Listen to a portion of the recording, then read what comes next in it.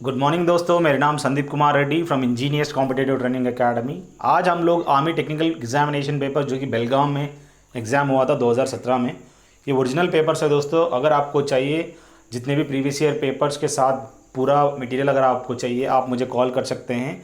ये जो किताब है, ऑल इन वन किताब है, वो पिक्टोरियल एक्सप्लेन किया रहेगा, आप मंगवा सकते हैं। आप मेरा मोबाइल नंबर जो कि 7666730252 पे कॉल करिएगा। चलिए स्टार्ट करते हैं। इनमें जो जो टेक्निकल पेपर दिया गया है उनके बारे में डिस्कस करते हैं। सबसे पहले देखा जाए जनरल नॉलेज सेक्शन में, in which state Hirakud dam is located, जो कि ओडिशा के अंदर महानदी प्रवाहित होता है, वहाँ पे उसके नदी के ऊपर हम लोग हीराकुड डैम बिल्ड किया है दोस्तों।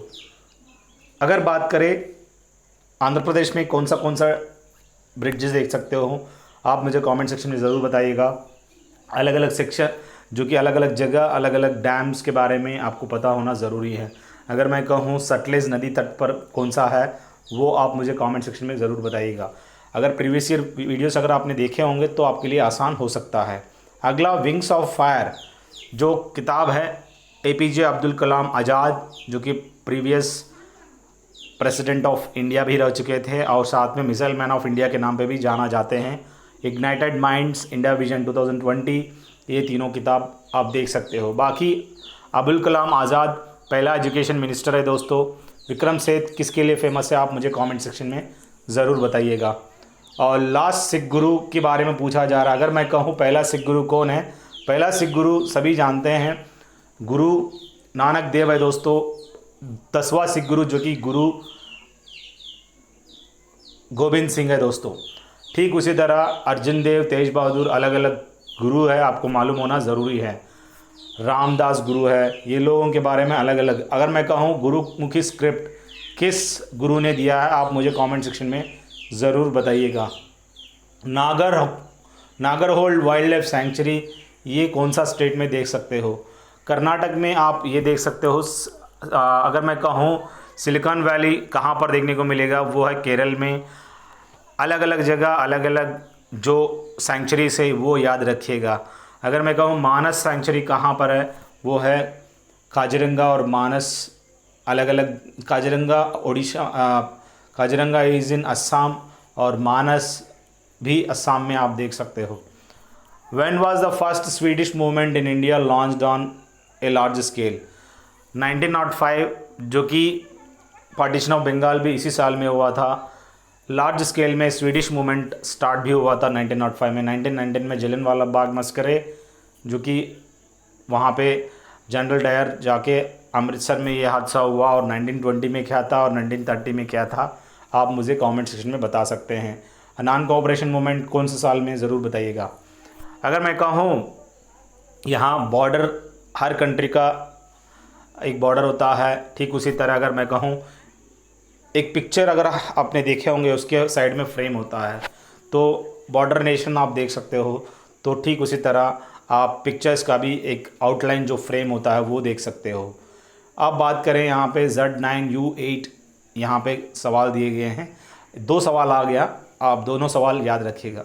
सो U8 के बाद जो आएगा वो क्या है, या यहाँ पे U8 के बाद जो देखिएगा उस हिसाब से K3 आप देख सकते हो। उससे पहले क्या आएगा, P5।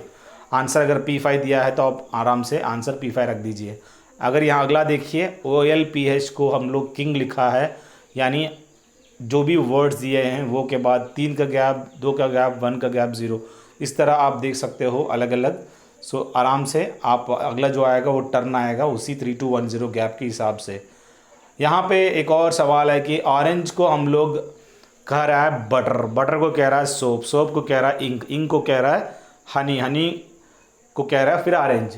अब पूछ रहा है कि वॉशिंग क्लोथ्स के लिए हम लोग सोप का इस्तेमाल करते हैं। अब सोप को सोप थोड़ी ना कहते हैं, हम लोग इंक कहते हैं। Answer ink is the right answer. अगर मैं कहूँ Preeti is 40 metre south west of Ritu, so Preeti कहाँ है, साउथ वेस्ट ऑफ रितु है। देखिएगा यहाँ पे जो पिक्चर है वो प्रीति जो है 40 मीटर साउथ वेस्ट में है, नॉर्थ और साउथ है और वेस्ट इधर है। साउथ वेस्ट में हमने डाल दिया और प्रीति को ऋतु का साउथ वेस्ट में। और यहाँ पे जो है रोमी जो है इज़ इन, यहाँ पे कह रहा है कि Romi is 40 metre south east south east में कौन है? यहाँ पे रोमी है रीतु का। तो यहाँ पे Romi is in which direction to Preeti. तो यहाँ पे जो रोमी है वो प्रीति का किस डायरेक्शन में है? वो ईस्ट साइड आप देख सकते हो, जो सवाल यहाँ पे पूछा गया था। 4, 7, 11, 18, 29, 47 जो अगला आएगा वो क्या है? दैट इज़ जो गैप है आप देखते जाइएगा, अगला जो आएगा आप मुझे कमेंट सेक्शन में ज़रूर बताइएगा। अब बात करते हैं फिज़िक्स की। Colour of the star is an indication of temperature indicate करता है, बाकी इसका कोई वेट का मतलब नहीं है, साइज़ या लाइफ मतलब नहीं बनता। सो कलर उसका टेम्परेचर बताता है। Which property do all bodies have while falling? कोई भी वस्तु अगर गिर रहा है आराम, मतलब वो किस प्रॉपर्टी उसके ऊपर आप देख सकते हो?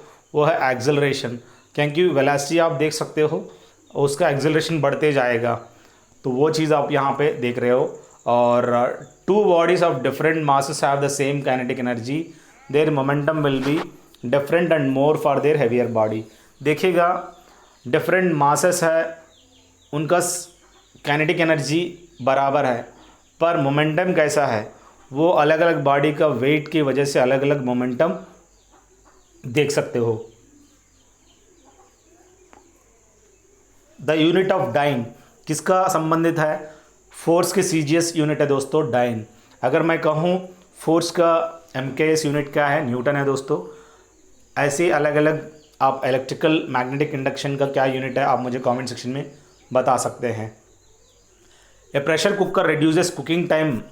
हम जानते हैं प्रेशर कुकर सभी देखे होंगे, वो कुकिंग टाइम कम कर देता है, because the boiling point of water inside the cooker क्या हो जाएगा अपने आप, उसका जो बॉइलिंग पॉइंट सेम टाइम बढ़ा देंगे। तो वो बहुत ज़रूरी है, जब जितना जल्दी वो फास्ट कर देगा। What is 1 fermi equivalent to? 10⁻⁻15 metres होता है दोस्तों एक फर्मी का बराबर। अगर मैं कहूँ dash is a device which converts light energy into electrical energy. अगर लाइट एनर्जी को अगर इलेक्ट्रिकल एनर्जी में कन्वर्ट कर रहा है, आप एग्जाम्पल कह सकते हैं सोलर पैनल्स के ऊपर जो भी रखे रहेंगे वो फोटो सेल्स देख सकते हो, जिनको सोलर पैनल्स भी कहते हैं। वो लाइट एनर्जी से इलेक्ट्रिकल एनर्जी कन्वर्जन होता है दोस्तों। Permanent magnets are made of, जो कि स्टील से बना हुआ रहता है परमानेंट मैग्नेट्स।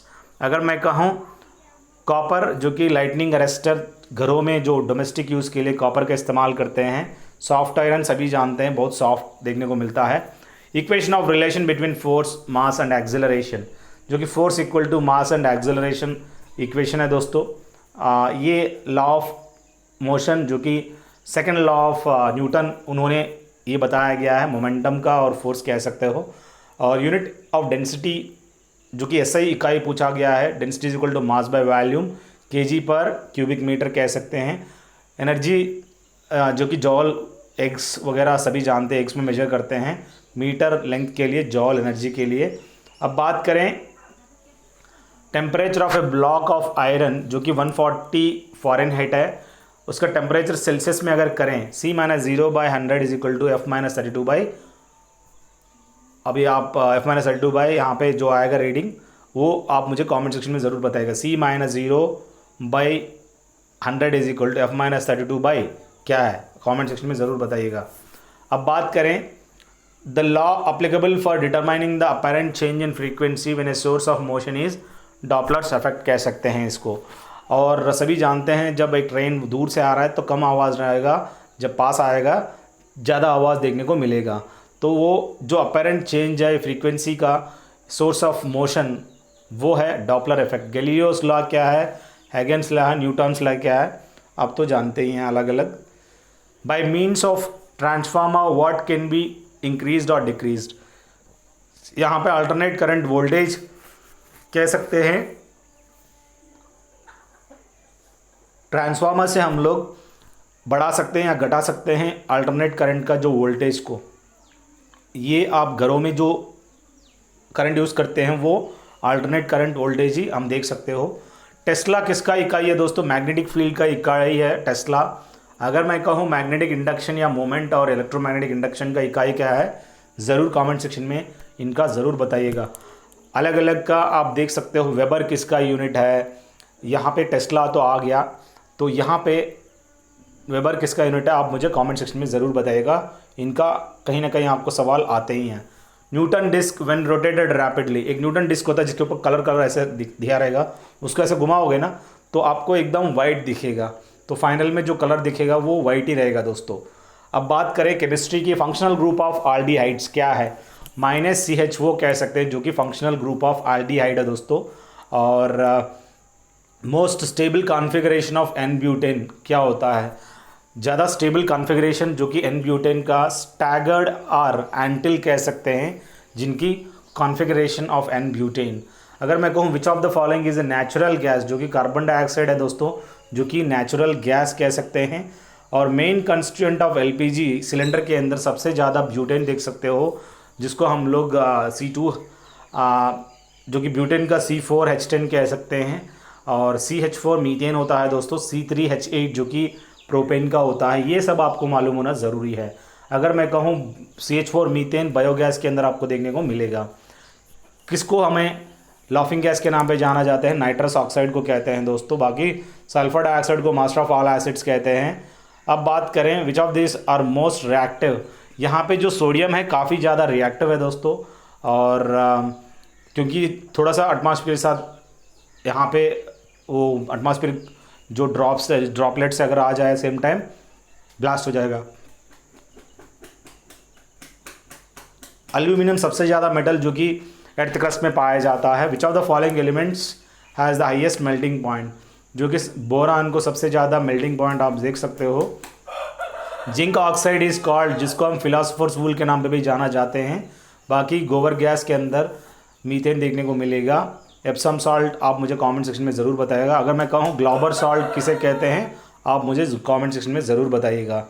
अगर मैं कहूँ phosphorus shows the maximum covalency, कहाँ पे देखने को मिलेगा, सबसे ज़्यादा कोवैलेंसी इसका जो फास्फोरस का है 5 है दोस्तों।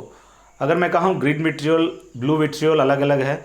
ग्रीन विट्रियोल जो कि फेरस सल्फेट 7H2O कहते हैं, और ब्लू विट्रियोल किसे कहते हैं आप मुझे कमेंट सेक्शन में ज़रूर बताइएगा। ये सब चीज़ें आपको जो भी सवाल दिए गए, जो भी प्रीवियस पेपर्स हमने डिस्कस करने की कोशिश की है, there all original papers. I hope they will help you a lot. Thank you guys. अगर अच्छा लगे तो ज़रूर कमेंट सेक्शन में बताइएगा। Have a good day, have a great life. Jai Hind, जय भारत।